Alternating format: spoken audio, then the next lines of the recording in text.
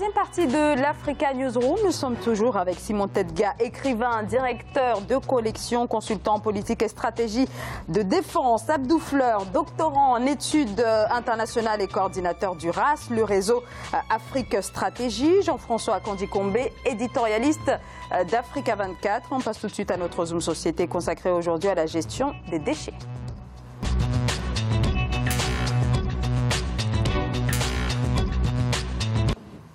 Selon l'Organisation mondiale de la santé, l'insalubrité environnementale provoque plus de 12 millions de décès par an dans le monde. La gestion des déchets est une question donc de santé publique, un enjeu aussi pour l'environnement. Mais le continent manque d'infrastructures. La majeure partie des États sont dépourvus de compétences en matière de gestion et de traitement des ordures. Mais certains pays commencent à réagir. C'est le cas de la Côte d'Ivoire. C'est un sujet signé Siamlo, Victoria Sedji et Ange Bijou Nomenyo. En Côte d'Ivoire, le nouveau centre de valorisation et d'enfouissement technique de déchets entrera en service à compter du 2 novembre 2018. Financé à hauteur de 40,73 milliards de francs CFA, il devrait recevoir et traiter au moins 1 250 000 tonnes de déchets par an. Selon la ministre de l'Assainissement et de la Salubrité, Anne-Désirée Oulouto, le centre démarrera ses activités par le volet traitement en attendant celui de la valorisation des déchets. De la gestion rudimentaire de ces déchets et permettre à ce que nous puissions moderniser la collecte des ordures en Côte d'Ivoire. Il faut éduquer en amont les populations sur la gestion des ordures, le tri des ordures avant de pouvoir effectuer ce grand travail. Et nous, organisations de la société civile, nous sommes disposés à accompagner le gouvernement. Selon les chiffres officiels, le district d'Abidjan produit environ 1 800 000 tonnes de déchets chaque année. 70% de ces déchets sont collectés et les 30% laissés dans la nature dégrade le paysage. L'ancien site de dépôt dans la ville d'Akwedo sera fermé le 15 décembre 2018. Sur le plan environnemental, il y aura un gros impact sur la qualité de l'air. Et nous attendons aussi la mise en place de ce que l'on appelle ici l'ANAGED, l'Agence nationale de gestion des déchets, qui n'a pas encore pris fonction.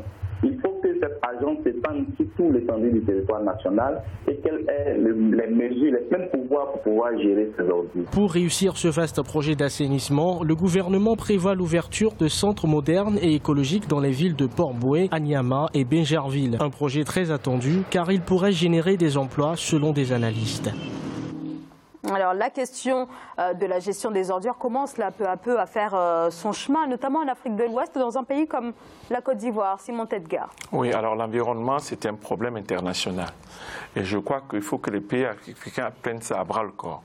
Je crois qu'on ne peut pas vivre dans un pays où, dans les villes où les déchets vraiment sont voisins, sont partout dans les rues et qui affectent du coup les populations, puisqu'il y a des maladies qui sont dues à ces déchets. Et on a montré des images où certains marchés sont quasiment envahis par les déchets, où on vend les produits consommables. Et des gens sont à côté qui font ça. Donc je pense que ce qui se passe en Côte d'Ivoire, je souhaite que ça réussisse et que ça fasse un exemple pour les autres pays. Je ne connais pas le fond du dossier, mais j'ai entendu le chiffre de 40 milliards. Est-ce qu'avec 40 milliards, on ne peut pas imaginer de faire, par exemple, de créer des industries, enfin des usines de traitement? Je crois que j'espère qu'ils l'ont envisagé, mais il faut avoir des usines de traitement des déchets et des transformations des déchets en engrais et même quelquefois en études pour l'électricité, ce qui est tout à fait possible. Alors, on parle d'avancées, mais des avancées finalement assez infimes. Dans la capitale, par exemple, la capitale ivoirienne, 30% des déchets ne sont absolument pas traités. Ils sont laissés dans la nature. Jean-François, comment expliquer que la question quand même de la gestion des déchets ne soit toujours pas une priorité? Je pense qu'il n'y a pas une culture de gestion publique des déchets chez nous. On est resté sur des conceptions, je suis désolé de le dire comme ça, mais nous sommes restés sur des conceptions de petites entités, j'ai failli dire des conceptions villageoises, où on ne produit pas beaucoup de déchets, et ce qu'on produit, on peut le recycler selon des méthodes traditionnelles, etc.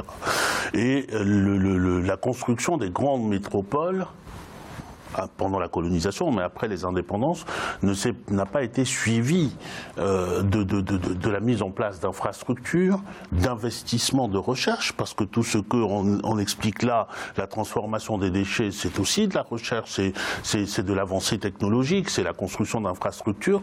Tout ça n'a pas suivi. Regardez, même encore aujourd'hui, lorsqu'on parle de plans et de construction, je ne parle pas du plan Sénégal émergent, hein, je parle des plans dont nous parlons ici dans beaucoup de pays africains, on pense à de magnifiques ouvrages, mais on ne pense pas à ça. Or, lorsque vous construisez une ville produit des déchets. Il produit des déchets, c'est pas, et le déchet aujourd'hui, ce n'est pas de la matière totalement négative. C'est le déchet susceptible de transformation. L'autre problème qui n'a pas été soulevé dans ce reportage et qu'on connaît très bien à Abidjan et en Côte d'Ivoire, une sorte de reflet de l'Afrique, c'est l'importation de déchets étrangers. Nos pays sont devenus, il y a une économie internationale du déchet. Et nos pays sont devenus des dépotoirs où on vient déposer des déchets parce qu'on sait que non seulement la réglementation n'est pas aussi stricte qu'en Occident, mais même lorsque la réglementation existe, les contrôles ne sont pas aussi poussés qu'en Occident. Donc on a eu des affaires fameuses où il y a, on les connaît toujours parce qu'il y a eu mort d'hommes, de femmes, d'enfants, de familles, des maladies, de retour à des maladies qu'on ne connaît plus, qu'on ne devrait plus connaître aujourd'hui. En tout cas, c'est un vrai enjeu, un vrai... et nos hommes politiques, dans les termes que vous avez dit, hein, l'enfouissement est une solution. Je n'y crois pas sur le très long terme.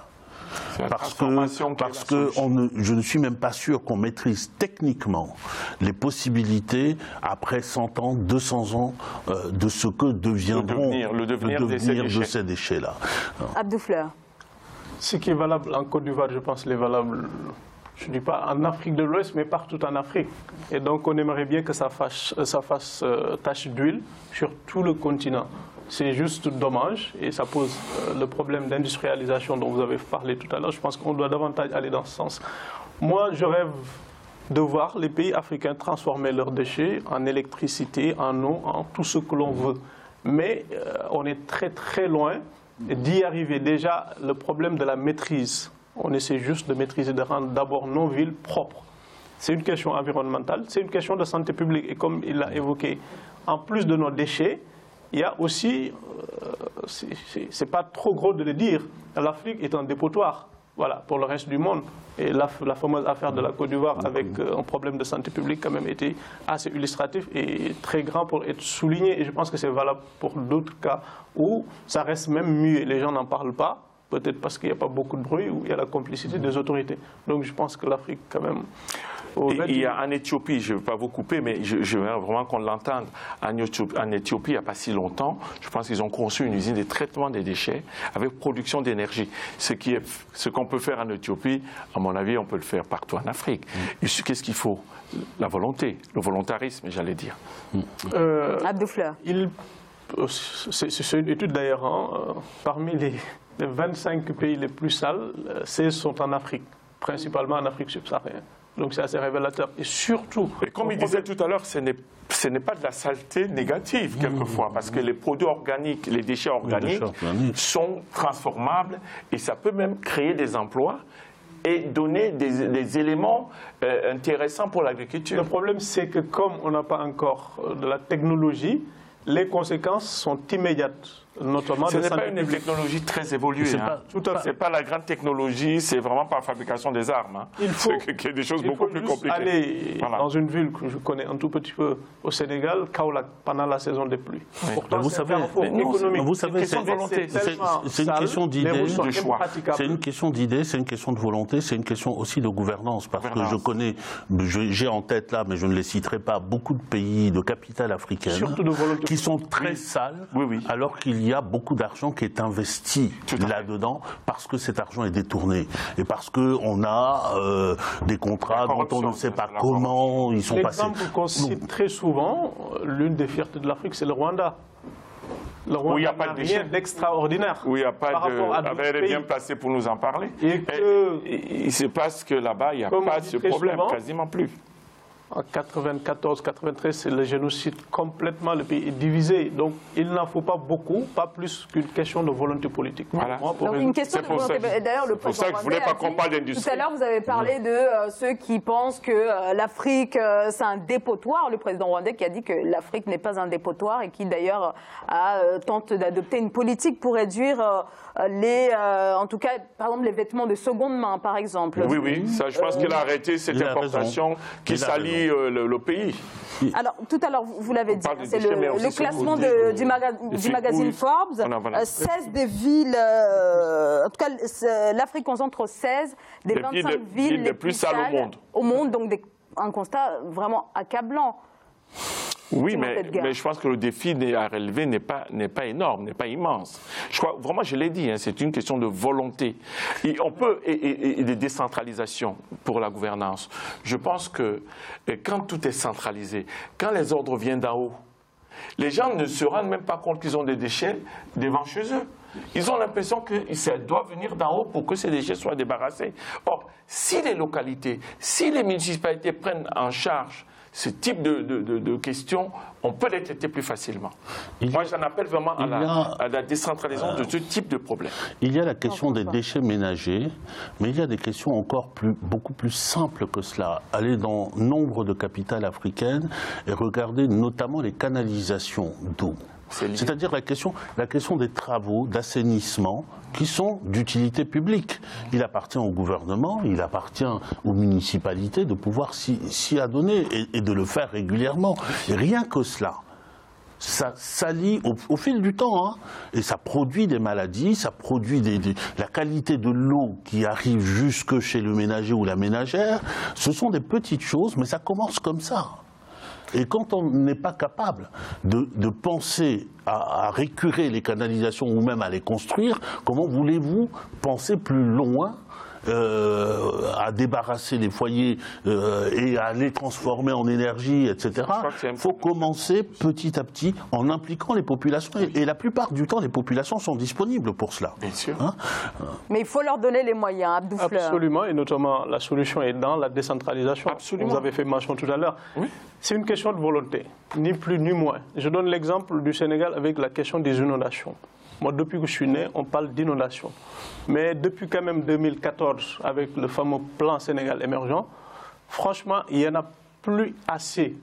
Avant, c'était très complexe. C'était vraiment embêtant pour tout le monde, l'approche de l'hivernage. Mais vraiment, je ne dis pas qu'il n'y a pas d'inondation. Même en France, il y a des inondations. Même aux États-Unis, mais c'est quand même maîtrisé. Donc, c'est juste une question de volonté politique. Moi, j'aurais aimé que ce qui se fasse de bien ailleurs dans le continent inspire les autres pays, les autres villes du continent. C'est ce que nous appelons de nos voeux. Merci beaucoup à tous les trois. On arrive au terme de cette émission. Simon Tedga, je rappelle que vous êtes écrivain, directeur de collection et consultant en politique et stratégie de défense. Abdou Fleur, vous êtes doctorant en études internationales, coordinateur du RAS, le réseau Afrique Stratégie. Jean-François Akanji-Combé, merci beaucoup. Je rappelle que vous êtes notre éditorialiste. Merci à tous les trois d'avoir participé à cette émission et merci à vous bien sûr de nous avoir suivis. Merci de votre fidélité. Je vous dis à lundi. Bonsoir.